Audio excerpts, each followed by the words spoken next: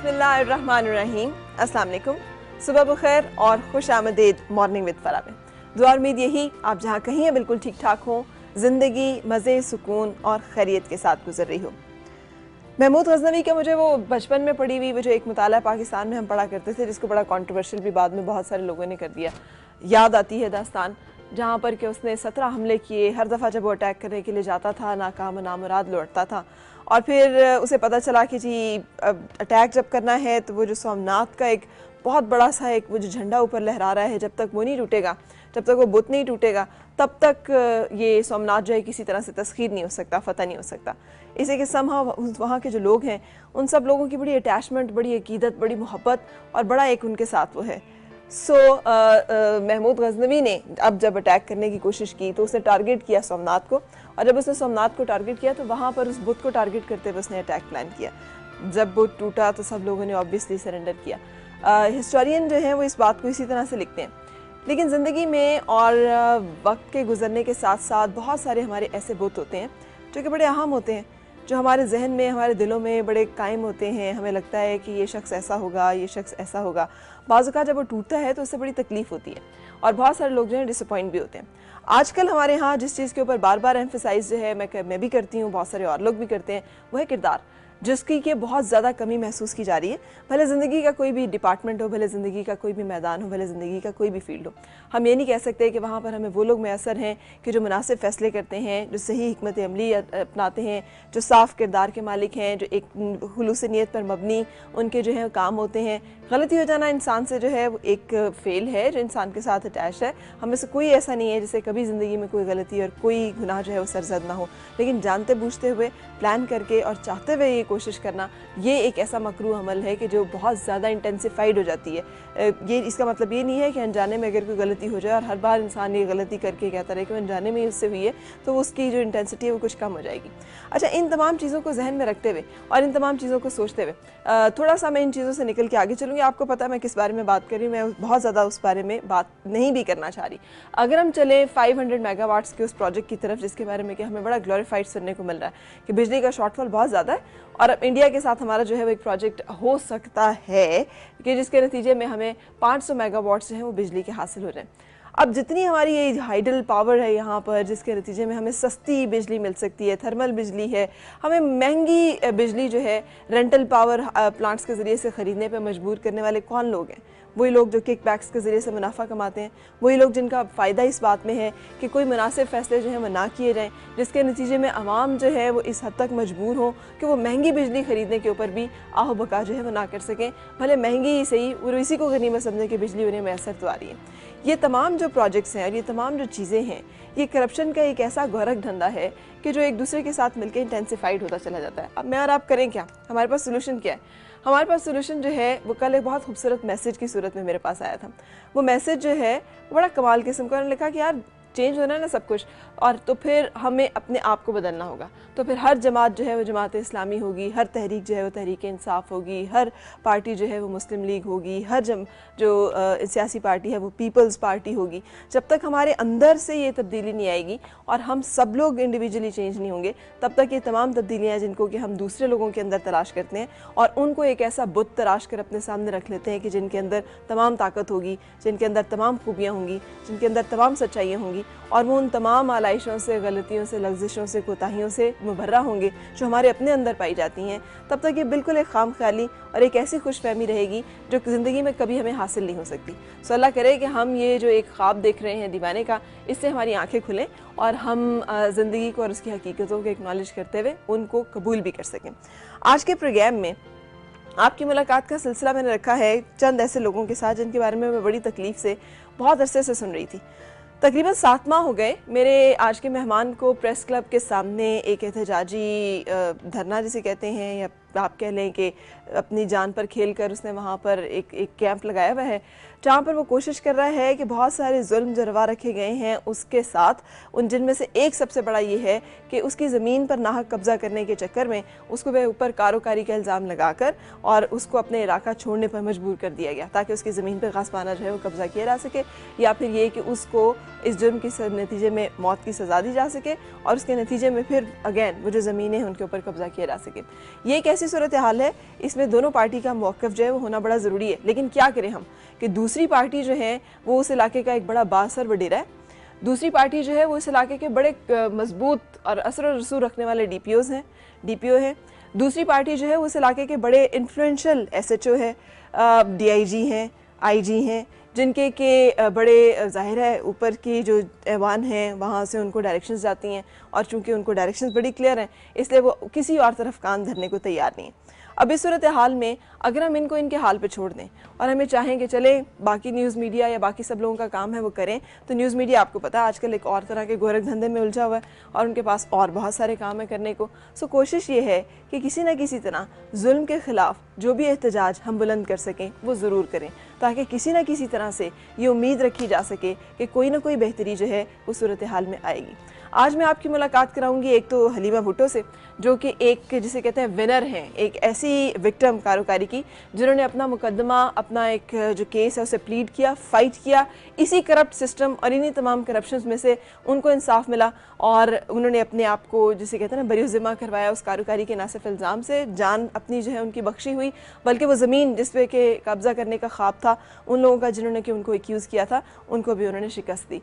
लेकिन जो दूसरे मेरे मेहमान हैं दाद हुसैन, ये भी आज इसी उम्मीद को लेकर आए हैं यहाँ पर इस्लामाबाद में, और ख्वाहिश इनकी भी यही है कि इनको भी इंसाफ जो है वो मैसर हो। कहानी इनकी मैं आप तक पहुँचाऊँगी और मैं अगैन आपको बताऊँगी, हम नाम भी आपको बताएंगे उस इलाके के उन लोगों के जो कि बड़े बास और बारसूख हैं और जिन्होंने कोशिश की है कि ये तमाम चक्कर जो है वहाँ पर रवा रखा जाए। अच्छा, इससे मुलाकात के बाद साथ साथ मैं आपकी मुलाकात कराऊँगी ह्यूमन राइट एक्टिविस्ट, हमारे साथ है मोहतरमा फरजाना बारी साहिबा। ये सब वो लोग हैं कि जिनके सर ये जाता है सहरा कि उन्होंने ये आवाज़ बुलंद करनी होती है, उन्होंने एहतजाज करने होते हैं। लेकिन ये याद रहे कि हमने आज तक ड्रोन अटैक्स के ख़िलाफ़ कहीं पे उस तरह का एहतजाज जो है वो लॉन्च नहीं किया, जो कि ह्यूमन राइट्स की सबसे बड़ी वायलेशन है। हमने किसी जगह पर आज तक अपने मुल्क के बहुत सारे इलाकों में रखे गए ह्यूमन राइट्स की वायलेशंस के ख़िलाफ़ उस तरह का एहतजाज बुलंद नहीं किया जिस तरह के हमें करना चाहिए। ह्यूमन राइट्स कमीशन, पाकिस्तान में काम करने वाले बहुत सारे लोग जो कि ह्यूमन राइट एक्टिविस्ट हैं, जो कि अंदर की बहुत सारी दास्तानों को, बहुत सारी हमें लगता है कि वो मुश्किलात हैं, डेफिनेटली हैं, उनको तो हम बयान कर रहे होते हैं, लेकिन बहुत सारी एक्सटर्नल ऐसे मामला जो कि हमारे साथ रवा होते हैं वहाँ पर हमें नहीं लगता कि हम ह्यूमन हैं और वहाँ पर हमारे को राइट्स भी हैं और उनके खिलाफ भी हमें कोई एहतजाज बुलंद करना है। सो आज की हमारी गुफ्तगू जो है वो कुछ इस पैरामीटर में रहेगी। हम कोशिश करेंगे कि हम डिस्कस कर सकें सारी सिचुएशन को और अल्लाह करे कि मेरे आज के जो मेहमान हैं उनको इंसाफ में असर आ सके। वैसे बड़ी अजीब सी उन्होंने अभी एक बात की थी, कह रहे थे, हलीमा भुट्टो कह रही थी जी, मैंने कहा फिर कैसे मिला इंसाफ आपको? कहती हैं अल्लाह भला करे चीफ जस्टिस का, उन्होंने आकर तो मुझे 10 मिनट में जो है इंसाफ दे दिया। और मैंने कहा, मैंने दाद से कहा, दाद हुसैन से, मैंने कहा तुम्हें ज़रा सब्र करना पड़ेगा, चीफ जस्टिस आजकल ज़रा बहुत ज़्यादा उलझे में। सो हम चलेंगे अपने प्रोग्राम के इस डिस्कशन के बाद अपने अगले हिस्से की तरफ, जहाँ पर आज आपकी मुलाकात कराऊंगी मैं कुछ डॉक्टर्स से भी। ब्लड डोनर्स डे जो कि कल सेलिब्रेट किया गया पूरी दुनिया में, जिसका मकसद इस अवेयरनेस को रेज़ करना है कि यार खून लेना ही नहीं चाहिए, खून देना भी चाहिए, और इसकी क्या अहमियत और सिग्निफिकेंस है, और इससे जुड़ी हुई बहुत सारी मिथ्स और सोच जो कि हमारे जहन में आती हैं उनको हम एड्रेस करेंगे अपने इस सेगमेंट में। और अगले हिस्से में प्रोग्राम की आपकी मुलाकात कराऊंगी मैं डॉक्टर कमल कैसर से, ताल्लुक जिनका अल-हुदा से है। हमने बहुत सारी ऐसी ख़वातीन रोल मॉडल्स को डिस्कस करना शुरू किया हुआ है जिनकी ज़िंदगी के बहुत सारे गोशे और बहुत सारे खाने छुपे हुए, लेकिन चूँकि ख़ातून की हैसियत से हमें देखना पड़ता है कि हमें ज़िंदगी के मुख्तलिफ मुश्किलात में कहाँ से गाइडेंस मिलती है और वो किस किस्म की है। सो आज जिस खातून से हम आपकी मुलाकात अपनी गुफ्तगू के थ्रू करवाएंगे और जिनको हम जानेंगे वो हैं हज़रत अबू बकर रज़ी अल्लाह तआला अन्हु की बेगम साहिबा, जो कि ज़िंदगी में जिसे कहते हैं ना हर कामयाब शख्स के पीछे एक औरत का हाथ होता है। सो वो एक औरत जिसने कि कंट्रीब्यूट किया कि उनके जो शौहर हैं वो सिद्दीक़ कहलाते हैं और इस्लाम के पहले खलीफा हैं, और उसके साथ साथ हजूर सल्लल्लाहु अलैहि वसल्लम के बेहतरीन रफ़ीक हैं, साथी हैं और दोस्त हैं, और वो वालिदा हैं एक ऐसी बेटी की जो कि ज़ौजा है हजूर सल्लल्लाहु अलैहि वसल्लम की। सो ये जो एक, सो इसका मतलब है कि आप सल्लल्लाहु अलैहि वसल्लम की आप सास भी हैं। सो ये जो एक रोल है और ये जो एक सीरीज़ है, इन तमाम किरदारों को, इन तमाम रोल्स को उन्होंने किस तरह से निभाया, किस तरह से अदा किया, ये जानने के लिए हम उनको आज स्टडी करेंगे। सो ये सब कुछ आज शो में होगा, आप साथ रहिएगा। ब्रेक के बाद आपसे मुलाकात।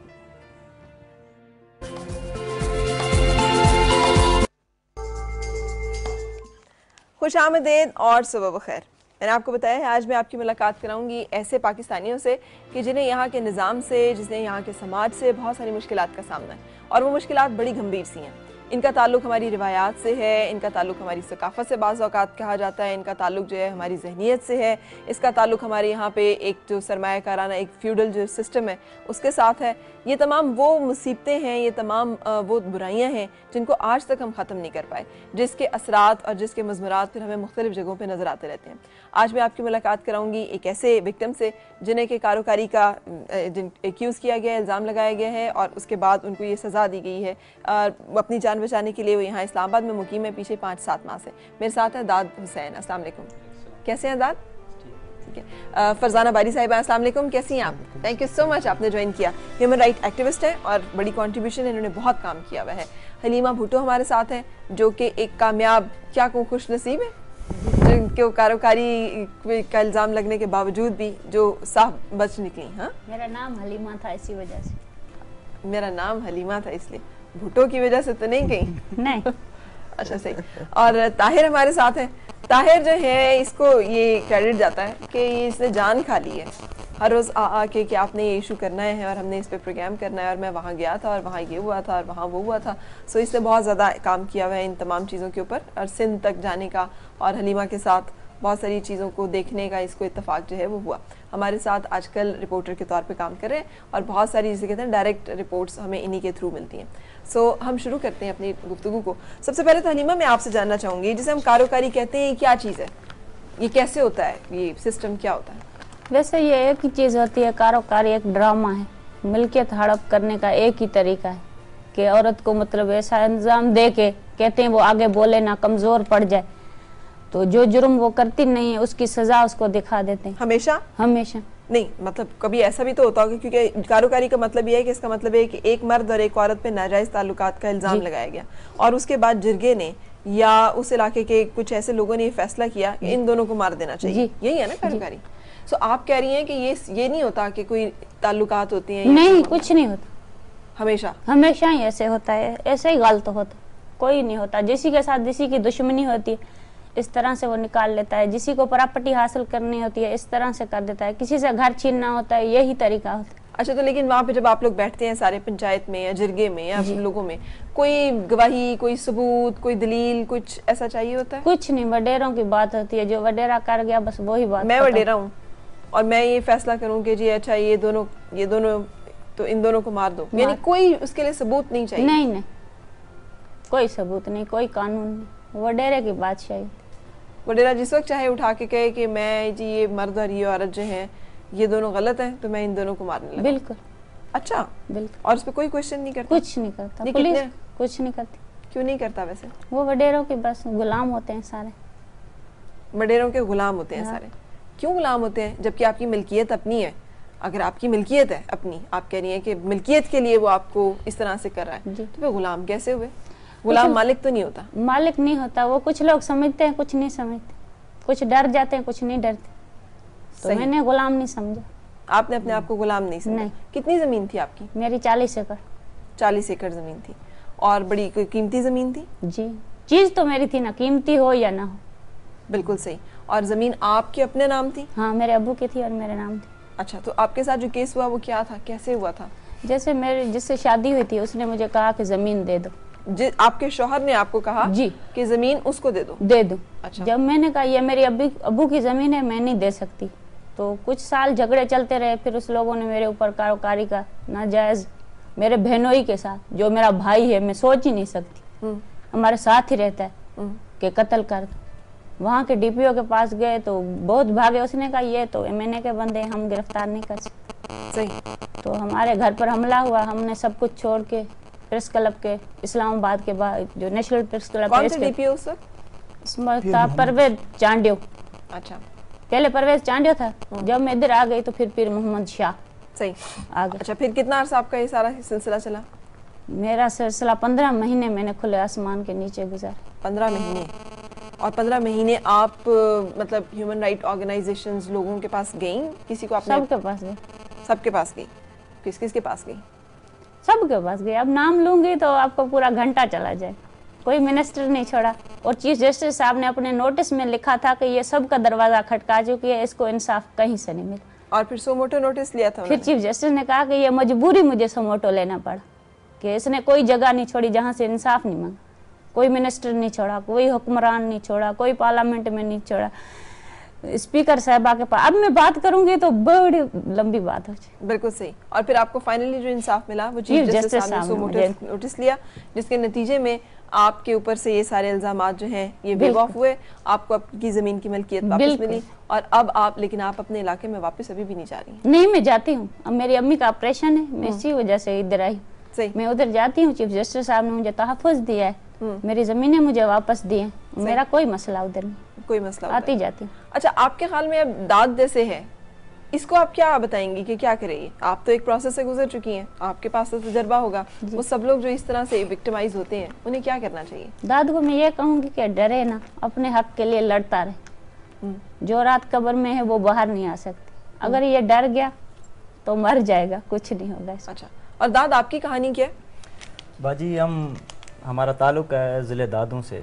ज़िला दादू हमारी तहसील है खैरपना, गोठे माडो। वहाँ के एक वडेरा है रईस लियाकत चांडियो, जो अपने आप को बदमाश और बड़ा एक खान समझता अपने आप को। समझता है कि है? अच्छा, खान है। वो कहता है कि मैं खान कैसे होता है? खान ये है कि उसके जिसके पास वहाँ पे 2-4 पैसे या 2-4 एकड़ जमीन के आगे, वो अपने आप को खान लगने का। तो आपके पास तो 70 एकड़ है। वही तो मैं बता रहा हूँ, पहले हमारे पास सब कुछ था, लेकिन इन्होंने जो मेरे ऊपर केस किया है, जो कारीकारों का इल्जामात लगाए है, मैं इनसे पूछता हूँ कि इनके पास क्या है, सबूत हैं क्या? ऐसे सबूत हैं जो मैं इधर बैठा हूँ इधर लेके आपके ऊपर उस वडेरे ने, जिसका आप नाम ले रहे हैं, ये इल्जाम लगाए हैं कि उसकी भतीजी के साथ जी हाँ आपके ताल्लुकात हैं? जी हाँ। मैं आपके कोई से दोस्ती को सलाम कुछ भी नहीं, मैं कसम पे बात की है, कुरान उठा के बात की, लेकिन किसी में यार कुरान का ना जिक्र करना, आजकल हर बंदे ने कुरान को तमाशा बनाया हुआ है। नहीं, मैंने उधर जो है ना उनके साथ दोस्ती है, ना उनसे का नाजायज ताल्लुका। सिर्फ इन्होंने जो ड्रामा किया है, सिर्फ इसने हमारी जो ज़मीन जायदाद देखी है इतनी बड़ी, तो उसी ज़मीन और जायदाद को हटाने के लिए, अपने आप पे उस पर काबू करने के लिए ये मेरे ऊपर सुने इल्ज़ाम लगाया, कारीगर का ढोंग रचाया। हालांकि वो लड़की कहाँ है? लड़की उसकी कैद में। अभी वो कह रहा है कि पहले मैं तुझे मारूंगा, बाद में लड़की को मारूंगा। सही, ठीक है। अभी इन्होंने कानून उस इलाके के जो लोग हैं वो लोग क्या कर रहे हैं? आपने रिपोर्ट कराई? पुलिस में गए? हर पास डीपीओ के पास गया हूँ, मेरी भाभी यहाँ गई, भाभी मेरी गई है, वो कुरान लेके गई डीपीओ के पास, सबके पास गई है, डीपीओ के पास, एसपी। डीपीओ के पास कुरान लेके जाने की जरूरत नहीं होती, वहाँ पे तो आप जाकर सिंपली अगर अपनी एक स्टेटमेंट और वो भी देते हैं तो रसूलन आपके उसको सुना जाना चाहिए ना। कोई भी नहीं सुनता, क्योंकि सब भाई गुलाम हैं उनके, इसी खान के। वैसे वडेरे रहे सिला क्यों गुलाम है? ये है कि जो भी सिंध में, बाजी मैं बताऊं आपको, इसमें ज़िले दादू में 90% एक कारीकारों के केसेस होते हैं, जिसमें 50% जो लड़कियां ये जो फैसले करते हैं, फैसले करके जहाँ हमारे जो सरदार हैं वो अपने पास रखते हैं, लड़कियों को फैसले करके अपने पास रख देते हैं, और उनके घर वाले वो लड़कियां उन्हें दे देते हैं। नहीं, लड़कियां क्या करें, वो मजबूर। अब नहीं, अगर उसको अगर कुछ कहना है, यानी उन्हें कोई औरत पसंद आ गई है तो कोई चक्कर चला के तो उसे कारोबारी करके अपने पास रखते हैं। कोई भी जो उनको चीज पसंद आ जाती है, चक्कर चला के उसको हासिल करने के लिए ये इतना 5 उंगलियों का जोर लगा के वो चीज हासिल करते हैं। ठीक है। वो क्या करते हैं, जो हमारे सरदार हैं, कास्ट के सरदार हैं बड़े, कुछ ऐसे कास्ट, कुछ अच्छे भी हैं, उनमें से कुछ ऐसे हैं जो वो फैसला करके वो लड़कियां अपने इस्तेमाल के लिए रखते हैं 50%। ठीक है। तो 30% ये है कि उसमें कारीकारों के केस लड़कियों को मारा जाता है, या उसी लड़कियों की पैसे लिए जाते हैं उन मालिकों से जिनके साथ जुल्म होता है, जिनके नहीं कराते भी जुल्म ये खुद हैं, ये खुद उठवाते हैं। ये वडेरा जो है ना, इसने पहले 4 केसेस लड़कियों के इसने किए हुए हैं, इसने लड़कियां उठाई हैं, लड़कियों को अभी वो भी हमारे जो गांव के रिश्तेदार हैं उसके 9 लाख रुपए इसने लिए हैं। सही, और दे दिए आप लोगों ने?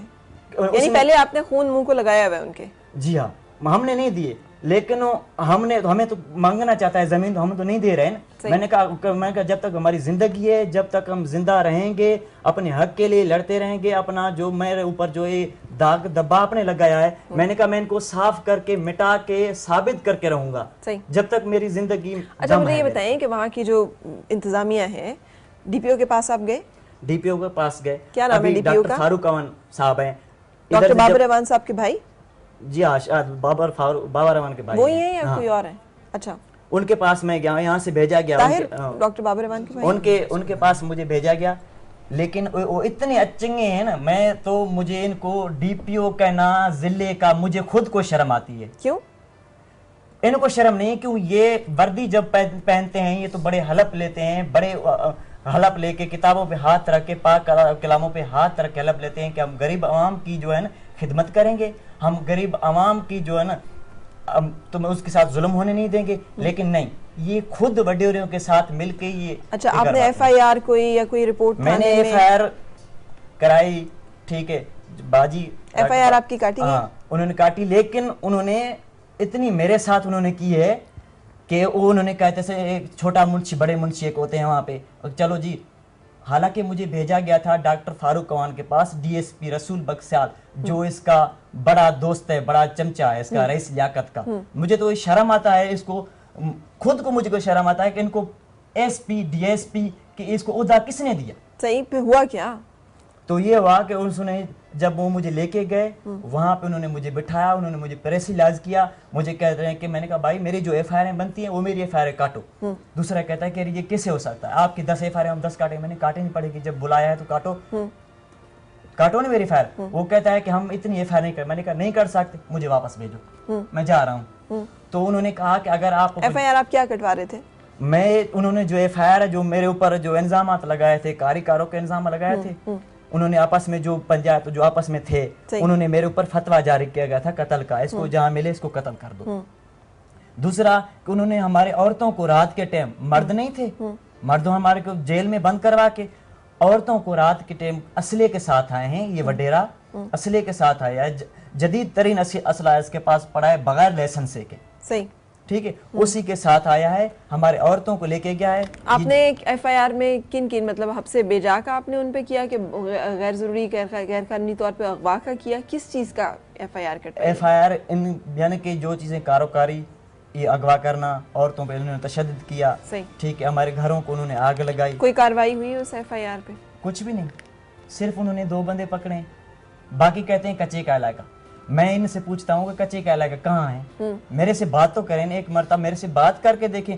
डीपीओ साहब भी बात नहीं करता, डीएसपी साहब भी बात नहीं करता। कौन है डीएसपी उस इलाके के? डीएसपी रसूल बख्सियाल साहब हैं। अच्छा, हाँ, आपकी उनसे बात हुई? उनके नोटिस में है ये सारा? हाँ, उनके बात हुई है उनके साथ। आपके इलाके में नफीसा शाह है जो कि ह्यूमन राइट्स के लिए काम भी करती हैं, एक्टिविज्म के साथ भी उनका वो है, आप उन तक गए हैं?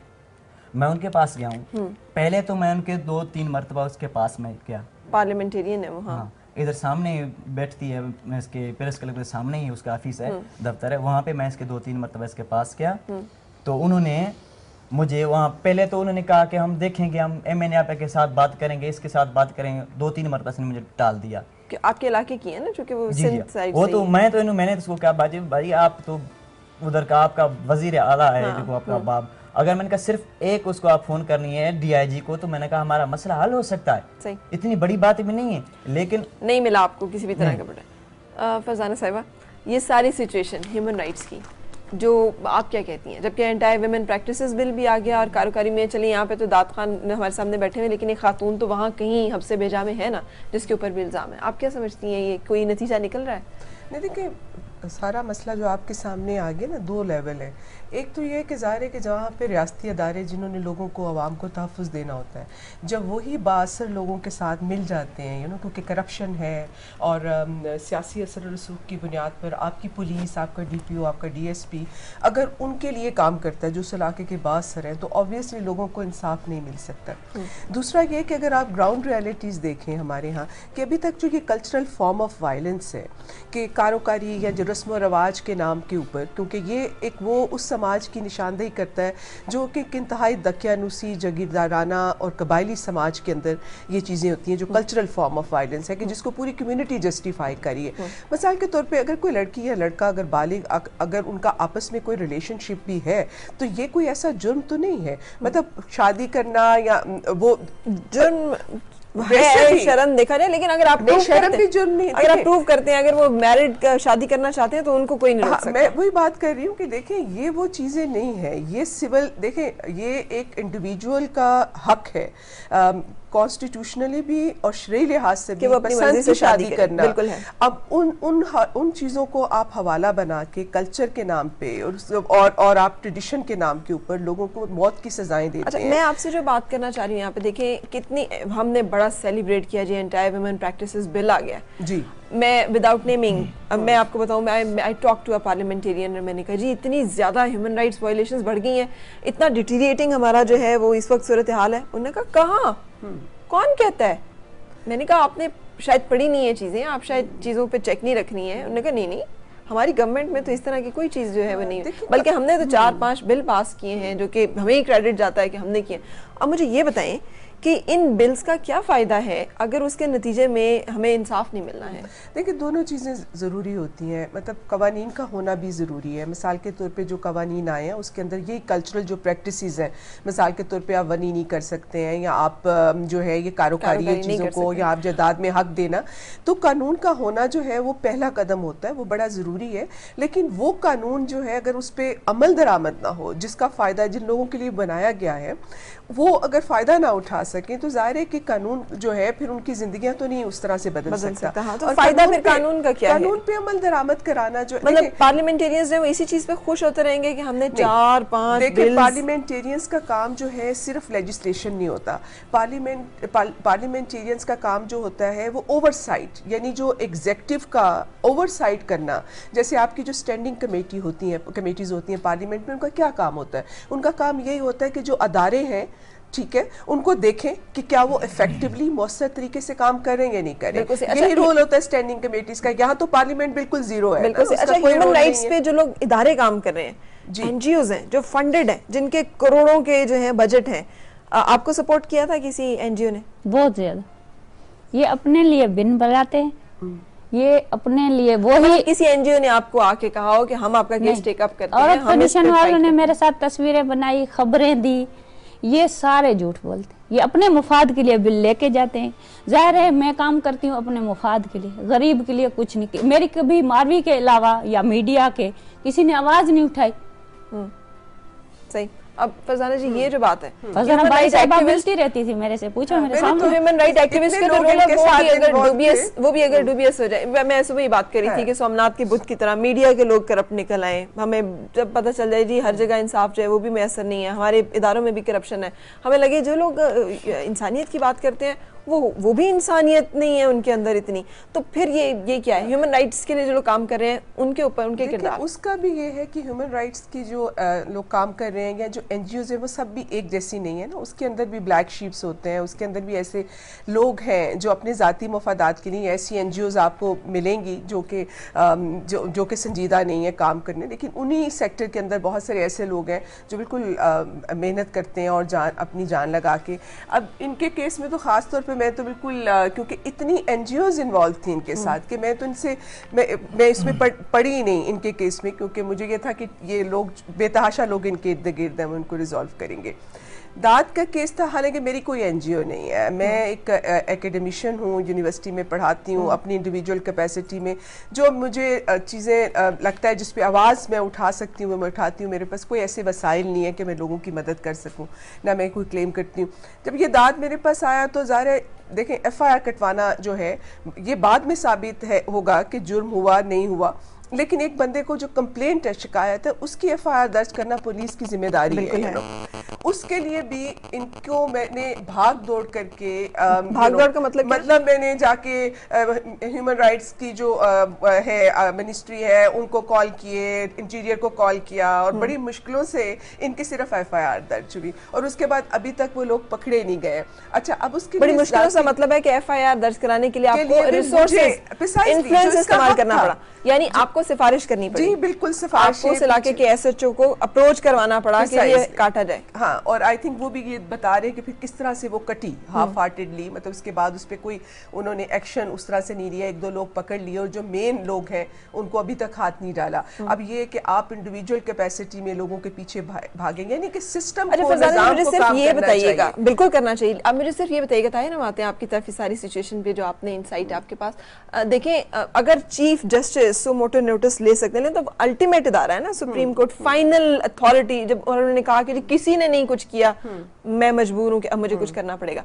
ह्यूमन राइट्स के इदारे इस तरह का सो मोटिव या इनिशिएटिव खुद क्यों नहीं लेते कि अगर उन्हें एक केस पता चल रहा है तो वो टेकअप करें और सिर्फ उसके ऊपर तस्वीरें बनाना या अपने फंड्स रेज करना या फिर अपनी पब्लिसिटी करने के बजाय वो एक्चुअली कोशिश करें कि उसको रिजॉल्व करें इन द लाइट ऑफ उन तमाम क्लेम्स जो उन्होंने किए होते हैं या वो तमाम बिल्स जो उन्होंने अप्रूव करवाए होते हैं या वो तमाम वादे जिसके ऊपर कि वो स्ट्रगल अपनी जो है वो बेस कर रहे होते हैं। देखिए फरा, जो ज़्यादातर NGOs हैं, अगर आप पाकिस्तान का NGO सीन देखें तो ज़्यादातर जो NGOs हैं जो डोनर फंडेड NGOs हैं, जिनको तो पाकिस्तानी मतलब छोटा मोटे उनके पास पैसे वसाइल होते हैं बहुत महदूद हैं, क्योंकि वैसे तो 40-50 हज़ार के करीब रजिस्टर्ड NGOs हैं। अच्छा, अब जो बड़ी NGOs हैं जिनको डोनर फंडिंग होती है वो मैं समझती हूँ कि आप उनको हाथों पे गिन सकते हैं, वो कोई 20-25 NGOs होंगी पूरे पाकिस्तान के अंदर। अच्छा, अब उनके अपने प्रोजेक्ट्स होते हैं। अब मैं नहीं समझती कि कोई एक भी NGO जिसको मैं जानती हूँ जो कि एक्सक्लूसिवली मिसाल के तौर पे वायलेंस अगेंस्ट वुमेन के ऊपर कोई NGO जो है वो उस तरह से काम नहीं कर रही है। सवाए मेरा ख्याल है एक war against women against war एक NGO होती थी, वो भी अब काफ़ी इनफेक्टिव है। बाकी ये है कि बाकी NGOs का तो एक तरह से वो अपने अपने प्रोजेक्ट्स हैं, मिसाल के तौर पे कोई एजुकेशन में काम कर रहा है, कोई इलेक्शंस से रिलेटेड काम कर रहा है, और जब भी कोई वाकया होता है तो वो एक रिएक्टिव मोड के अंदर NGOs जो हैं उसके ऊपर अपनी स्टेटमेंट दे देंगी या वक्ती तौर पे उसके ऊपर प्रोटेस्ट करेंगे और उसके बाद उसका कोई फॉलो अप नहीं होता। यानी वो जो एक्यूज किया जा रहा है, जो लोगों का एक तासुर है कि NGO जो है अपने फंड्स की जमा खर्च के जी हमने यहाँ खर्च किए, हमने वहाँ खर्च किए, हमने वहाँ खर्च किए, और वो एक फैक्ट्स एंड फिगर्स में एक इदारा एग्जिस्ट कर रहा होता है जिसका काम सिर्फ पैसों को लेना और उन पैसों को अपना कंज्यूम करके उसकी जमा तफरीक जो है वो शो करके अपनी इफेक्टिविटी साबित कर देना। इसके अलावा NGOs जो है वो कोई इफेक्टिव किरदार माशरे में नहीं उस तरह अदा कर रही। मुझे लगता है कि पाकिस्तान में ऐसी बहुत कम NGOs हैं जो ह्यूमन राइट्स पे काम कर रही हैं। आई डोंट थिंक, ज़्यादातर डेवलपमेंट NGOs हैं, ठीक है, वो डेवलपमेंट के काम करती हैं। अब उसमें उनकी इफेक्टिवनेस जो है ज़ाहिर है उनके अपने डोनर्स होते हैं, वही उनकी ऑडिटिंग करते हैं, वही उनकी मॉनिटरिंग करते हैं, और NGOs ऑन एंड ऑफ आवाज़ उठाती हैं अगर कोई वायलेशन होती है। लेकिन मैं नहीं समझती कि सवाए 2-3 NGOs के पाकिस्तान के अंदर जो ह्यूमन राइट्स पे सच काम कर रहे हो। जो आवाज़ें उठती हैं ज़्यादातर ह्यूमन राइट एक्टिविस्ट की तरफ से, उनमें ज़्यादा वो लोग हैं जिनका कोई ताल्लुक किसी ऑर्गेनाइजेशन के साथ नहीं है। मिसाल के तौर पे पाकिस्तान में अगर आपको चंद बड़े नाम जो हैं जिनको लोग जानते हैं, ठीक है, उनकी कोई NGO नहीं है, मतलब मैं समझती हूँ जिनको मैं अगर आप किसी थाने में जाएं इनके साथ के जी FIR काटी जाए, आपकी बात सुन के FIR काट लेते हैं? नहीं, मेरा नहीं ख्याल कि वो मेरी बात सुन के वो काटेंगे। मुझे भी किसी, अगर मैं मिसाल के तौर पे मैंने इंटीरियर से या तो फिर हमें प्रोटेस्ट किस चीज पे करना चाहिए सबसे पहले? मतलब यहाँ पे हम सबसे पहले जो काम है, कैसे दाद को इंसाफ कैसे मिलेगा? देखिए, हमें तो वही इंसाफ का बात यही है कि हमें अपने जो हमारे अदारे हैं उनके ऊपर ही डिमांड करनी चाहिए। मिसाल के तौर पे इनके साथ जो ज्यादती हुई है कि इनके साथ ज्यादती हो रही है और इनकी कंप्लेंट जो है वो भी रजिस्टर नहीं हो रही, इनके साथ ज्यादती करने वाले लोगों को भी पकड़ा नहीं जा रहा, इनको अपना इलाका छोड़ के वहां से निकलना पड़ा है। तो ऑब्वियसली अगर लोग आवाज उठाएंगे, जरूरी नहीं है कि NGOs की जिम्मेदारी है, पूरे समाज की जिम्मेदारी है। देखिए, हम पाकिस्तान में कितने एसिड बर्न केसेस हैं कि बहुत करी मकरू बदतरीन फेल है जो कि किसी भी इंसान के साथ किया जा सकता है, कुजा औरत, लेकिन कितने अभी वो बता रहे हैं कि दादू में कितने %, 90%, तो चले हम एग्जैजरेशन निकाल दें, 40% होंगे, 30% होंगे। ये बहुत ज़्यादा रेशो है एसिड विक्टिम की निस्बत। हमने उठाकर NGOs जो हैं या लोग ऐसे जो कि ह्यूमन राइट्स के क्लेम करते हैं, इंटरनेशनल मीडिया के सामने या लोगों के सामने एक पिक्चर तो रख देते हैं कि पाकिस्तान एक जले हुए एक बदतरीन मुल्क है जहाँ ह्यूमन राइट्स वायलेशन है। जब वही इनिशिएटिव और फोर्स की बात आती है उन चीज़ों को इम्प्लीमेंट कराने, उनकी बेहतरी की तरफ, तब वो कहते हैं हमारा काम नहीं है। तो काम जो है इसका मतलब वो सिर्फ चीज़ों को, बुराई को बढ़ा चढ़ा के बयान कर देना और वहाँ पे काम खत्म हो जाएगा। NGOs का तो मतलब एक ऐसा इदारा जो लोगों की मदद करने के लिए रिसोर्सेज इस्तेमाल कर रहा हो, नॉन गवर्नमेंटल ऑर्गेनाइजेशन जो कि इक्विप्ड हो और वो अपने रिसोर्सेज को यूज करते हुए किसी एक मसले को जिसको वो टारगेट करिए उसको हल करने के लिए इफेक्टिव मेजर्स ले। देखिए, पाकिस्तान का NGO सेक्टर मेरा ख्याल है वक्त के साथ साथ बहुत डोनर डिपेंडेंट हो चुका है। देखिए, 80s के अंदर जब नई नई NGOs का सिलसिला शुरू हुआ था तो उस वक्त बहुत सारे लोग NGO सेक्टर के अंदर आए जो कि पुरानी, जिनकी मतलब एक जिसको मैं समझती हूँ कि तरक्की पसंद, जिनका सियासत के साथ ताल्लुक था, या वो लोग आए जो कि एक बहुत इंसान दोस्त फिक्र रखते थे, लेकिन आहिस्ता आहिस्ता मैंने ये देखा कि 90s और अब 2012 तक अब जो नए लोग आ रहे हैं वो एक जॉब करने आते हैं, मतलब वो डेवलपमेंट प्रैक्टिशनर्स जो हैं, यानी एक फैशन है ह्यूमन राइट्स पे बात करना, नौकरी है, मतलब वो उनका जो भी एनजीओस का एजेंडा है, मिसाल के तौर पे, क्योंकि वैसे तो ये कि एनजीओ सेक्टर का एजेंडा एक लिबरल एजेंडा है, इसलिए आपको लगता है कि वो बहुत वेस्ट ओरिएंटेड है, हालांकि एजेंडा उनका, क्योंकि हमने वेस्टर्न की तो बात ही नहीं की, वैसे मैं समझती हूँ क्योंकि डोनर ड्रिवन है, पैसा जो भी उनका काम है उसके लिए उनको पैसा जो है वो आमतौर पे ज़ाहिर है कि यूएन एजेंसीज या आपको बायलैटरल एजेंसी से उनकी फंडिंग होती है। तो कहने का मकसद ये है कि पाकिस्तान का एनजीओ सेक्टर जो है वो बहुत प्रोजेक्टाइज हो गया है, अपने अपने प्रोजेक्ट्स लेते हैं, उसकी एक्टिविटीज करते हैं, यानी एनजीओस करप्ट है इन शॉर्ट। हम सिर्फ मैं करप्शन की बात नहीं करती, मैं सिर्फ ये कहती हूँ कि प्रोजेक्टाइज्ड हो गया है, जिस काम के लिए वो पैसे लेते हैं, ठीक है, वो काम, मतलब वो सेमिनार्स कर लिए, ये कर लिया, वो जिस जो एक्टिविटीज हैं वो एक्टिविटीज कर लेते हैं। साहिबा एक मिनट, उस सेमिनार में आप जाएंगी या मैं जाऊंगी? मुझे वहां बुलाकर कारोकारी के ऊपर एक लेक्चर सुनने से उनको क्या मिल जाएगा, या आपको बताने से उन्हें क्या मिल जाएगा? बात तो है कि जिस इलाके में कोई इस तरह के केसेस हो रहे हैं वहां पर इफेक्टिव मेजर्स लिए जाएं और वहां पे इन्वेस्ट किया जाए या फंड्स वहां पे यूटिलाइज किए जाएं कि वहां के जो, अगर उनके पास फंड्स हैं कि कोई भी ऐसी एनजीओ है और वो इस एक विक्टिम का केस प्लीड करने में, इसको सपोर्ट करने में, अब ये जैसे जलीलो ख्वार हो रहे हैं 6 महीने से प्रेस क्लब के सामने इतनी जून जुलाई की चिलचिलाती धूप में, किसी एक एनजीओ ने आपको खाना ला के दिया? कोई भी नहीं। कोई आया कि जी आपको भूख लगी होगी, बच्चे भूखे होंगे, प्यासे होंगे, धूप में हैं, आपके लिए शेल्टर दे देते हैं। फूड शेल्टर पे कितने लोग काम कर रहे हैं? किसी ने आके कहा हम आपके दिन रात का रोटी जो है, चलो भाई हम आपको देके जाएंगे। नहीं, हम रुकेंगे यहीं पे, यहीं से कंटिन्यू करेंगे अपनी इस गुफ्तगू को। साथ रहिएगा। अगर आप कॉल करना चाहें 41023447 आप कॉल करके शो में शामिल हो सकते हैं। खुश आमदीद और सुबह बखैर। आज हम कारोकारी के इशू के ऊपर बात कर रहे हैं। मेरे पास विक्टिम है, एक तो दाद हुसैन, जिनके केस को आज हम कोशिश कर रहे हैं कि प्लीड कर सकें और इंसाफ की जो है उम्मीद रखते हुए अपील कर सकें उन तमाम लोगों से जिनका एक्चुअली काम है कि वो उस इलाके के लोगों को इंसाफ फराहम करें, जिसमें डीपीओ हैं जिनका ताल्लुक, क्या नाम था डीपीओ का? डॉक्टर फारूक अवान साहब, जिसमें उस इलाके के DIG हैं, कौन है? सनाउल्लाह अब्बासी साहब, और कौन है?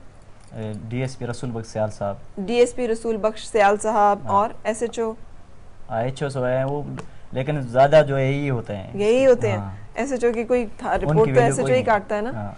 अच्छा, कि ये तमाम लोग जो है किसी तरह से इस मामले के ऊपर थोड़ा सा सेंसिटाइज हो सके और कोई इनिशिएटिव ले सके। राब्ता किसी से नहीं हो रहा, हमारा फ़ोन कोई नहीं अपना पिक कर रहा, कोई इस पे बात करने के लिए उस तरह से तैयार नहीं है। एंड आई विश के जो और हमारे पार्लियामेंटेरियंस हैं, शर्मिला फारूकी हैं, ये हैं आपकी नफीसा शाह हैं, कायम अली शाह साहब हैं, कोई तो अपने तौर पे इनिशिएटिव लेके इस मसले को हल किया जा सके, जिसका जो मकसद है जिसके लिए हम यहाँ पे बैठे हुए। लेकिन फरजाना साहब देखिए, वो बता रहे हैं 6 माह हो गया आपको यहाँ पे। टेम्परेचर आजकल कितना जा रहा है? 45 से ऊपर, 45 तक सख्त तरीन गर्मी है। कितने एक दरख्त है वहाँ प्रेस क्लब में के सामने जिसके नीचे ये मासूम बच्चे, जिनके पास खाने को भी नहीं है, पहनने को भी नहीं है, नहाने के लिए भी कोई चीज़ नहीं है, बदतरीन गर्मी, शदीद किस्म के हालात में ये यहाँ पे बैठे हुए हैं। ह्यूमन राइट्स कमीशन समेत ह्यूमन राइट्स के तमाम इदारे जो हैं वो पीछे 6 महीने से इस तमाम मामले के ऊपर खामोशी इख्तियार किए हुए। चले और कुछ नहीं तो कम से कम फूड शेल्टर तो प्रोवाइड किया जा सकता था इन लोगों को। नहीं, कोई इतना तो कहा जा सकता था कि चलिए हम आपको खाने पीने के लिए दे देते हैं, हम आपको इंसाफ तो नहीं दे सकते, उसके लिए आप कोशिश करें, लेकिन कम से कम आपको हम लुक आफ्टर कर लेते हैं, कि ये भी नहीं हो सकता। ये मेरा ख्याल है ये लोगों को मतलब एक ही फिनोमेना है, क्योंकि आए दिन आप देखें कि इस वक्त पूरे पाकिस्तान के जो मसले मसाइल हैं, अगर आप प्रेस क्लब के सामने चले जाएं तो रोज़ यहाँ पे कहीं ना कहीं से लोग आके अपने क्योंकि उनके मसले उनकी लोकल जगहों पे हल नहीं होते, वो यहाँ आके बैठ जाते हैं। तो वो तो आपकी बात सही है कि उसमें ज़रूरी नहीं है एनजीओ, वो तो आप हम भी ये कर सकते हैं अगर हम अफोर्ड कर सकें। लेकिन मैं इस चीज़ के फंड नहीं ले रही ना। जिस दिन मैं इस चीज़ के लिए फंड ले रही हूँ तो मैं उस फंड को प्रॉपर्ली, जिस शख्स के नाम पे मैं फंड ले रही हूँ, मेरी जिम्मेदारी में मेरा ख्याल है ये भी ज़रा सी ज़्यादती है, क्योंकि बहुत सारी एनजीओ इस काम के लिए फ़ंड नहीं लेती है ना। मैं इसीलिए कह रही हूँ कि पाकिस्तान में उन एनजीओ की बहुत ज़्यादा कमी है जो एक्सक्लूसिवली ह्यूमन राइट्स के ऊपर काम करती हैं। मिसाल के तौर पर इन्होंने औरत फाउंडेशन की बात की, मतलब औरत फाउंडेशन का जो है वो काम वायलेंस विक्टिम के साथ काम करना नहीं है, उसके लिए उनके पास कोई प्रोजेक्ट नहीं होगा। मिसाल के तौर पे उनके पास प्रोजेक्ट होगा कि हमने वोटर्स रजिस्ट्रेशन ऑर्गेनाइजेशन करना है। अब औरत फाउंडेशन आके इनको थोड़ा बहुत वो कर सकती है, लेकिन उस फंड में से वो पैसा नहीं निकाल सकते हैं। अब जिस चीज़ की ज़रूरत है वो ये है कि पाकिस्तान में ऐसे लोग सामने आए और अपनी ऑर्गेनाइजेशन बनाएं जो एक्सक्लूसिवली ह्यूमन राइट्स इश्यूज पे काम करती हूँ, क्योंकि आए दिन जो वायलेशंस है और लोगों की वो राइट्स की वो इतनी ज़्यादा बढ़ रही है और इस तरह के कोई अदारे मौजूद नहीं है। Even human rights commission of Pakistan जो है वो जाके प्रैक्टिकली लोगों की मदद नहीं कर सकता। फैक्ट्स एंड फिगर्स, फिगर और रिसर्च बेस्ड ऑर्गेनाइजेशन। तो आई थिंक जिस चीज की कमी है तो फिर चेक क्यों रखते हैं? जब कुछ कर नहीं सकते तो फिर लोगों को ये बताने का कि हमारे यहाँ एसिड से जनाब इतनी औरतें जल गई, हमारे यहाँ भूख से जी इतने लोग मर गए। देखिए वो एक ये नहीं है कि वो एनजीओज का ही मिसाल के तौर पे अगर कोई ज्यादती होती है, देखें अगर हम उस पे बराह रास्त उस ज्यादती का उस चीज का हाथ रोक सके ना या ना रोक सके, मिसाल के तौर पे अभी कोहिस्तान का जो इशू है, ठीक है, जहाँ पे ये पता चला कि जी औरतें जो हैं उनको मार दिया गया या अब ये कि हम उसकी कोई डायरेक्ट मदद कर सके या ना कर सके, लेकिन उसको उठाना, उस इशू को उठाना, मैं समझती हूँ आवाज उठाना, ये भी अगर हम कुछ नहीं कर सकते तो ये भी बड़ा जरूरी है। अगर वो भी नहीं उठाएंगे, मैं आपको बताती हूँ जब सैलाब आया था ये 2011-10 का बदतरीन जो सैलाब था, बहुत ज्यादा, जिसमें सवाद बहुत ज्यादा इफेक्ट हुआ था। हाँ 2010 ही था ना जैगम। अच्छा, और हम लोगों ने अपने तौर पे इनिशिएटिव लिया, हमने बहुत सारा सामान इकट्ठा किया, हम तरबेला वहाँ पे बेस पे गए और वहाँ पर अमेरिकन का पूरा कंट्रोल था, कमांड था, और हमें कहा गया जी आप अमेरिकन एम्बेसी से अप्रूवल लेंगे तो आप जा सकते हैं लेके। क्यों जी, हम पाकिस्तान में ट्रेवल कर रहे हैं, why do we need to get permission from American embassy? Excuse me, नहीं जी आप सॉरी नहीं जा सकते, आप जो कोई भी हैं जहाँ से भी हैं, need to get permission and clearance from American embassy, तब आप सवात में मुतासरीन के लिए जो है सॉटीज पे लेके जा सकते हैं। हमारे अपने फौज के हेलीकॉप्टर जो हैं वो भी नहीं इस्तेमाल हो सकते इसके लिए। अच्छा जी ठीक है, हमारे अपने जो इदारे हैं, हमारे अपने इदारे कौन से थे? उनके फूड एंड सिक्योरिटी वगैरह वाले जो सारे थे, सिर्फ उन्हीं के थ्रू जो है वो जाएंगी एड। अगर आपने कुछ देना है आप वहाँ पे देंगे और वहाँ से सप्लाई किया रहेगा। मुझे बताएं, अब वो अगर फूड एंड सिक्योरिटी वो उस वक्त इस तरह से ऑपरेट कर सकते हैं तो इन कंडीशंस में नहीं कर सकते। यहाँ पे भी तो एक थ्रेटनिंग सिचुएशन हुई है ना। इसका मतलब ये कि इनिशिएटिव लेना हो तो लिया जा सकता है, अगर आप किसी भी चीज़ को करना चाहें सिस्टमाइज तो किया जा सकता है। वो somehow वो विल और वो चीज़ें जो हैं वो लैक कर रही हैं। हाँ, नहीं, सही बात है। सोल्यूशन की तरफ। अस्सलाम वालेकुम, अफजल शिगरी साहब हमारे साथ हैं, कैसे हैं आप सर? अस्सलाम वालेकुम। अस्सलाम वालेकुम। वालेकुम अस्सलाम, कैसे हैं सर आप? मैं ठीक हूँ बिल्कुल। आज बड़े दुख के साथ हम डिस्कस कर रहे हैं सिंध में इस वक्त एक सूरत हाल कारोकारी का केस, जहां पर कि वो ये डिस्कस कर रहे हैं जो मुतासिर हैं कि ना तो उनकी FIR दर्ज की गई, बल्कि फरजाना बारी इस बात की गवाह हैं कि उनकी FIR दर्ज कराने के लिए बड़ा इन्फ्लुएंस इस्तेमाल करना पड़ा, फिर बमुश्किल FIR काटी गई, जिसके बाद कोई इफेक्टिव कार्रवाई नहीं की गई। उस इलाके के जितने अफसरान हैं उनके कान पे जूनी रिंग रही। 6 माह से फैमिली जो है प्रेस क्लब के सामने है। पुलिस का जो किरदार इसमें बन रहा है वो खासा नेगेटिव और मुजरिमाना गफलत है ये। तो आप क्या समझते हैं कि जो हमारी पुलिसिंग है इस पर कैसे बेहतरी लाई जा सकती है कि ये लोग कम से कम अपने फराइज तो अदा करें? मेरा ख्याल है तब्दीली लाने की तो कोशिश की गई, लेकिन विल नहीं थी पॉलिटिकल। मेरा ख्याल है ऑन ग्राउंड उसकी इम्प्लीमेंटेशन नहीं हुई। और जहाँ तक कारोकारी का ताल्लुक है, मेरा ख्याल है इसके लिए एक स्पेसिफिक लॉ की जरूरत है। और हमारा जो लीगल सिस्टम है अनफॉर्चुनेटली उसमें जब जो वो है एक्यूज है, जब उसके खिलाफ केस रजिस्टर हो जाता है वो बन जाता है VIP। कानून सारा जो है वो टिल्टेड है towards the protecting the rights of the accused, और वो फिर इन्फ्लुएंशियल आदमी जो है वो उस कानूनी हुक्म है उसको इस्तेमाल करके वो फिर रिहा हो जाता है, उसके खिलाफ कोई कार्रवाई नहीं होती है। सही। अच्छा, पाकिस्तान को बने तो सर 60 साल से ज्यादा अरसा हो गया पाकिस्तान को बने। इस दौरान में हर तरह की जमातों की यहाँ पे हुक्मरानी रही, डिक्टेटरशिप का टाइम भी रहा। इसका मतलब ये है कि कोई एक शख्स भी ऐसा नहीं था, कोई एक दौर भी ऐसा नहीं था जहाँ पे ये विल मौजूद हो कि ग्रास रूट लेवल पे लोगों को इंसाफ की फराहमी के लिए सिस्टम और जो है खासतौर पर पुलिस को करप्शन से पाक किया जाए। यही बात यह है कि 2002 में एक डिक्टेटर के जमाने में उसने एक पीपल फ्रेंडली पुलिस लॉ लेके आया था, और जब पॉलिटिकल गवर्नमेंट आई उन्होंने उसको सिस्टमेटिकली उसको डिसमेंटल किया, उसको डिस्क्रेडिट किया, और मसलसल ये रट लगाई रखी कि ये एक डिक्टेटर ने कानून बनाया है। ये नहीं देखा कि कानून में क्या है, वो प्रोफेशनल ने बनाया था, मैं उसमें एसोसिएटेड था। उसमें पुलिस की बड़ी स्ट्रिक्ट अकाउंटेबिलिटी के सिस्टम्स और रखे थे और सिविल सोसाइटी की ओवरसाइट भी रखी थी। लेकिन ये बड़ी बदकिस्मती है कि उस कानून को बिल्कुल डिस्कार्ड कर दिया गया। तो सोल्यूशन क्या है सर? अब अगर पॉलिटिकल विल नहीं होगी तो मैं नहीं समझता हूँ कि हालात ठीक होंगे। बिल्कुल सही, thank you so much. Political will, जो पॉलिटिकल विल इस सूरत में यूज हो सकती है कि वो एक बिल जो लोगों के काम आ रहा था उसको खत्म कर दिया जाए, लेकिन पॉलिटिकल विल कोई एक और अच्छा इनिशिएटिव लेकर सिस्टम को करप्शन से पाक करने के लिए तैयार नहीं है। हम रुकेंगे खबरों के लिए न्यूज स्टूडियो की तरफ, वापसी पे आपसे मुलाकात।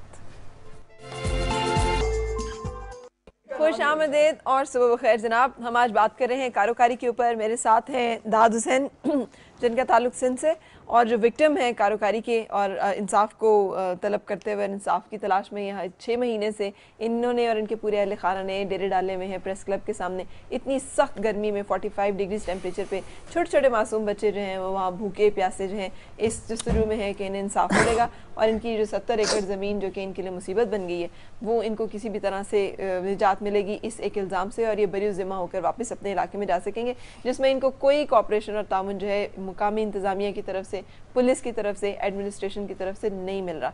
ना FIR तो दर्ज कर ली गई बहुत सारे सरूर रसूख के इस्तेमाल के बाद, लेकिन उसके ऊपर मुनासिब कानूनी कार्रवाई जो है वो अभी तक नहीं की गई, जिसकी वजह से ये लोग अभी तक इस बेबसी और लाचारगी में मुब्तला। हमारी कोशिश ये है कि किसी तरह से ये जो मसला है ये हल हो। अच्छा हलीमा, आपका क्या सीक्रेट इसमें? आपने 15 महीने स्ट्रगल किया था और मीडिया ने बड़ा सपोर्ट किया था, ताहिर लोगों ने। ताहिर, आपने जब इनके ऊपर काम किया था तो क्या था आपके ऊपर प्रेशर नहीं आया था? आपको नहीं कहा था बस करें, बंद करें, छोड़ें? नहीं, ज़ाहिरी बात है जी, मतलब मीडिया से चूँकि मेरा भी ताल्लुक़ है, आप भी उसी फील्ड की हैं। हमने जब स्टार्ट में ये इनिशिएटिव लिया था, हम दोस्त बैठे बात की कि भाई ये एक सोशल, चूँकि जिस इलाके से मेरा ताल्लुक़ है वहाँ पे ऑनर किलिंग का बहुत चर्चा किया जाता है कि जी सरहद में, फाटा में बहुत चीज़ होता है। तो मेरा यही कॉन्सेप्ट था कि जी हम ही लोग जालिम हैं। लेकिन जब मैंने इस केस को स्टडी किया, फिर वहाँ पे मैं खुद गया, जाके देखा, लोगों से मिला, पुलिस से मिला, एडमिनिस्ट्रेशन से मिला, पॉलिटिकल लोगों से मिला, उन बंदों से सीक्रेटली मैंने कॉन्फिडेंशियली जब इन्वेस्टिगेट किया जिनके थ्रू इल्ज़ाम लगाया गया था, उनकी हकीकत सामने आई। तो मैं भी ये बग़ैर किसी हेजिटेशन के कह सकता हूँ कि हमारे सरहद में तकरीबन 5 से 7% ये चीज़ होती है, जबकि सिंध में ये चीज़ अबव 70% है। अच्छा, अब आपने इस सारे केस में आप पे प्रेशर आया कि नहीं आया? बहुत, क्योंकि जब आप हाईलाइट कर रहे थे, जब आप लाइव कवरेजेस कर रहे थे, बहुत ज़्यादा। मैं सिंध खुद गया, वहाँ पे लाइव थ्रेड मुझे मिली। जब यहाँ पर आए, हम पे मतलब है कि बैन लगाया गया, हमारी मेंबरशिप्स कैंसिल की गई, प्रेस क्लब की, मतलब हम पे आजाद मीडिया, बहुत ज्यादा हम पे बहुत दबाव कि जी इस चीज से इवन के अमेरिकन ट्रिप के वीजा ऑफर किए गए, there values and their words, हम इस केस से हट जाएं, आपका अमेरिकन ट्रिप भी देते हैं। किसी का अमेरिकन ट्रिप भी देते हैं। एक एनजीओ ने हमें कहा था कि नाम आप एनजीओ का, मतलब उसमें जो सीईओ हैं नईम मिर्जा साहब, कौन है? औरत फाउंडेशन के।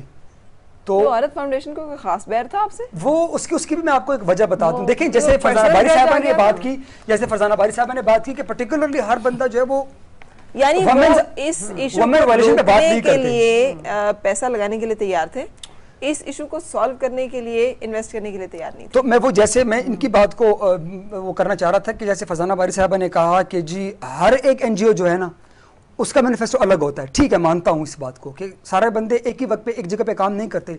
सिर्फ अपने उसमें एजेंडे में वुमेन प्रोटेक्शन का एक लाइन को सबमिट करा देना, उसको ज्वाइन कर देना, ये कहाँ का कि सिर्फ ये शो किया जाए कि हाँ जी हम तो वुमेन पे काम कर रहे हैं। इन शॉर्ट ये कि मीडिया, आप लोगों को भी प्रेशर का सामना करना पड़ा, आपको धमकियां भी दी गई और आपने उन तमाम मामलात को फेस भी किया, मेंबरशिप्स भी कैंसिल हुई, आपको अपने चैनल्स की तरफ से भी प्रेशराइज किया गया कि छोड़ दें इस इशू को, लेकिन फाइनली फिर चीफ जस्टिस साहब ने टेकअप किया तो सबकी जान छूटी। तो अब भी हम मुंतज़िर हैं कि चीफ जस्टिस साहब जो है वो आपकी भी जल्दी से चीफ जस्टिस साहब इंसाफ इसको जस्टिस दे सकता है। अच्छा मुझे बताना, आपके इलाके का एमएनए जो है वो किस पार्टी से है? वो पीपल्स पार्टी का है, तलत महेसर साहब। तलत महेसर जी। पीपल्स पार्टी, आप लोगों ने वोट देके पीपल्स पार्टी को अपने इलाके से मुंतखब किया हुआ है। जब देखें और पीपल्स पार्टी की हुकूमत है, जब ये देखें, जब इलेक्शनों की बारी आती है ना, ये लोग जो इनको पटके पहने होते हैं, सिंधी टोपियां पहनी होती है, मैं एमएनए साहब को तलत महेसर को कहता हूँ, जो उसकी टोपियां पहनी होती हैं, ये टोपी उतार के हमारे पाँव पे रखते हैं और आप लोग वोट दे देते हैं। हमने ये नहीं देखा था, नहीं अपने लिए नहीं देखा था ना जी। हमने एक मिनट रुकना, दाद मेरी बात सुनो। अपना घर जले और आवाज निकले ना तो कुछ नहीं हो सकता। बात तो ये है कि इलाके में अगर इतने केसेस हो रहे थे और आप लोगों को पता था कि कल उसकी बारी, आज उसकी बारी, कल मेरी बारी है, मेरे साथ भी हो सकता है। अगर एक बंदा जो है वो जुल्म कर रहा है तो वो जुल्म मेरे साथ, मेरे घर तक भी पहुंच सकता है, कल मेरी बारी भी आ सकती है।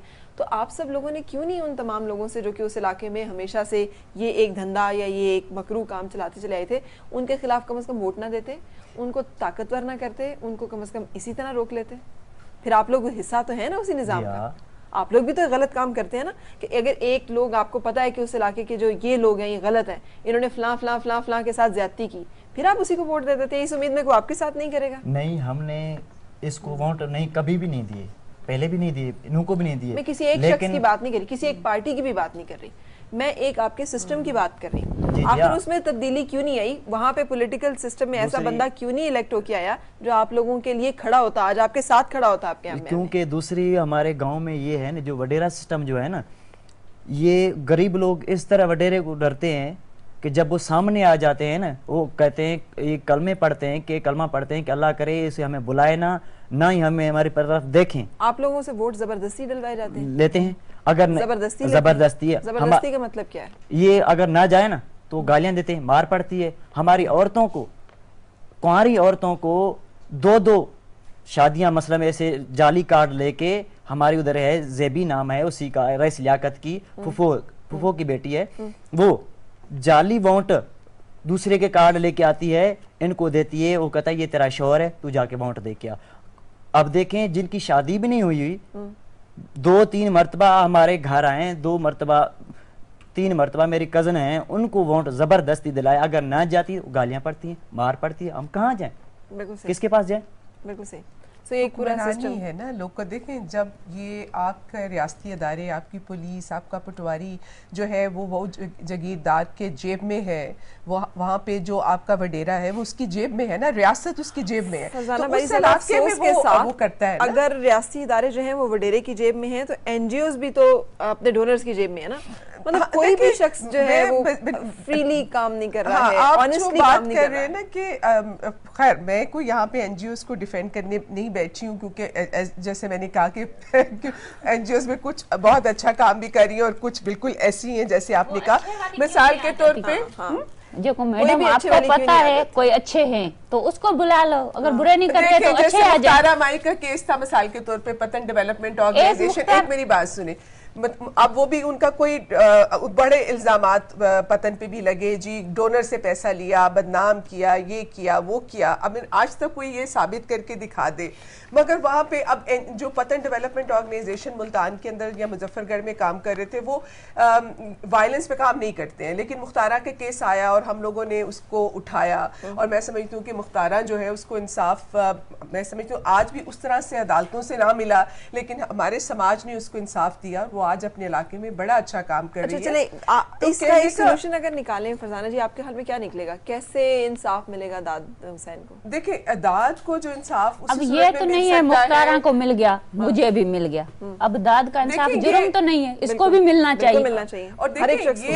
चंद 1-2 केसेस की बात नहीं है ना फरा, इनको तो मिलना ही चाहिए जो आपके और मेरे सामने आ गए। लेकिन हमें मालूम है, जिस तरह ये खुद कह रहे हैं कि कारोकारी वहाँ उन इलाकों में रोज इस तरह के वाकयात होते हैं, तो अल्टीमेटली तो सिस्टम को बदलना होगा। लेकिन ये जो लोग जो सामने केसेस आ जाते हैं, वो एक फिर सिंबॉलिक उनकी वैल्यू बन जाती है ना, क्योंकि ये बहुत इंपॉर्टेंट है। जैसे हलीमा को इंसाफ मिला, तो ये एक फिर वो सिंबलाइजेस करता है ये केस। तो मेरा ख्याल है कि इनके पीछे जाने के बजाय इसके कि हम ये देखें, मुझे लगता है कि उसमें अवाम को, लोगों को, सोचने वाले लोगों को, मतलब जिन जिन तक इनकी आवाज पहुंच रही है, अगर हम लोग इनके साथ खड़े होते हैं इंडिविजुअल कैपेसिटी के अंदर भी, जरूरी नहीं है कि हम एनजीओस की तरफ ही देखें कि और सिविल सोसाइटी क्या है, सिर्फ एनजीओ, सिविल सोसाइटी सिर्फ एनजीओस तो नहीं है ना, आपकी सियासी जमातें, आपके प्रोफेशनल ग्रुप्स हैं, आपके एकेडमिक्स हैं, आपके जर्नलिस्ट हैं। तो मैं समझती हूँ कि वो हर तरफ से जब ये आवाजें उठनी चाहिए, किसी एक केस के पीछे अगर लोग खड़े हो जाएं, तो इनको एक जाती तौर पे, मतलब एक फर्द के हैसियत से भी इंसाफ मिल सकता है, और अल्टीमेटली हमें निजाम को बदलना होगा। बिल्कुल सही। हलीमा भुट्टो के केस में आप लोगों ने भी बड़े, you are very vigilant, media जो है उसने बड़ा एक्टिवली, इस दफा आप भी जरा ठंडे ठंडे हैं, सो इसका मतलब ये है कि आपको उतनी सेंसेशनलिज्म नहीं है इस केस में, आप थक गए हैं, more important issues to address, या फिर ये कि आपको लग रहा है कि यार ये तो रोजाना की बात है, अब किस किस को हम करें? नहीं देखें, दाद बैठे हुए हैं, हमने रात को 2-2 बजे तक, 1:30 बजे तक नहीं उस तरह की लाइफ कवरेज नहीं है भुट्टो, है हनीमा? नहीं, अब वो नहीं है ना, नहीं, उसका भी मैं आपको बता दूं कि चूंकि एक तो वो सिर्फ हलीमा भुट्टो उस वक्त सिर्फ एक शी वाज लोन, ठीक है जी, और इनके केसेस में ये मसला है कि हमने उनके भी पहले उस फैमिली से रब्ता किया कि जिसने एलिगेट किया था, हम इन्हीं के हवाले से लगे हुए हैं कि भी जो फैमिली है, जो भी जिम्मेदार है, जो पहले वो आए, माने उससे बैठ के मीडिया भी आखिर क्या नहीं, एक उस पे हम लोग वो इस का वन साइडेड स्टोरी हम नहीं चलाना चाहते। हो सकता है दाद झूठ बोल रहा हो सकता है वो लोग गलत हो, तो पहले तो हम अपने आप को क्लैरिफाई करेंगे कि जो हम करने जा रहे हैं वो ठीक है कि नहीं, वरना 6 महीने तक हलीमा भुट्टो के पास कोई आया ही नहीं था, हम लोगों ने केसेस को कन्फर्म करना था। अब अगेन दुआ यही कि अल्लाह ताला जो है वो आपका मसला हल करे और किसी तरह से आपकी दाद रसी जो हो सके, और सिर्फ आपकी नहीं, हर वो शख्स जो माशरे में किसी भी जगह जुल्म और जबर की चक्की में पिस रहा है, जिसके ऊपर कोई भी ऐसा रवैया है जो कि इंसानियत के खिलाफ है, बड़ी दिल से दुआ है कि उसके लिए कुछ किया जा सके। और सब लोगों के जिनके हमने नाम लिए हैं, ये सब लोग बड़े माशरे के सरकर्दा लोग हैं, बड़े इनसे हमारी उम्मीदें एक्सपेक्टेशंस वाबस्ता हैं। नफीसा शाह साहिबा हैं, कायम अली शाह साहब हैं, आपके इलाके के MNA हैं, क्या नाम है उनका? तलत मैसर साहब हैं, या फिर आपके DIG हैं, दाम लेते जाओ, DIG Sanaullah Abbasi, DPO doctor Farooq Awan, DSP Rasool बख्श सियाल साहब हैं, सही, IG सिंध हैं। सो इंसानियत के वास्ते से आप सब लोगों से अपील है कि खुदा के लिए इतना जुल्म ना उठाइए कि अल्लाह ताला जो है वो इस मुआशरे को बर्बाद करने पे और तबाह करने पे आ जाए कि मुआशरे जुल्म पे कायम रह सकते हैं, कुफर पे कायम रह सकते हैं, जुल्म पे नहीं। और जुल्म जहाँ पे इतना रवा रखा जाता है, वो कौमें, वो इलाके, वो लोग नीस्तो नाबूद हो जाते हैं। ये कानून कुदरत है और ये कानून फितरत है। सो जहाँ कहीं भी हम हैं, इस जुल्म के ख़िलाफ़ और इस गैर लाकानूनियत के ख़िलाफ़ जो है वो आवाज़ उठाएं, ताकि किसी ना किसी को इससे निजात मिल सके। इसी दुआ के साथ, इसी इंटेंशन के साथ मैंने प्रोग्राम किया, और मेरी बड़े खुलूस से दिल से आप लोगों के लिए ही दुआ। आपका शुक्रिया, आप तशरीफ़ लाई, आपका शुक्रिया ताहिर, आपने हमें सपोर्ट किया इसमें, और हलीमा आपको मुबारक के साथ, आपके लिए दुआ के साथ शुक्रिया। रुकेंगे हम ब्रेक, और उसके बाद आपसे मुलाकात प्रोग्राम के बाकी हिस्से के साथ।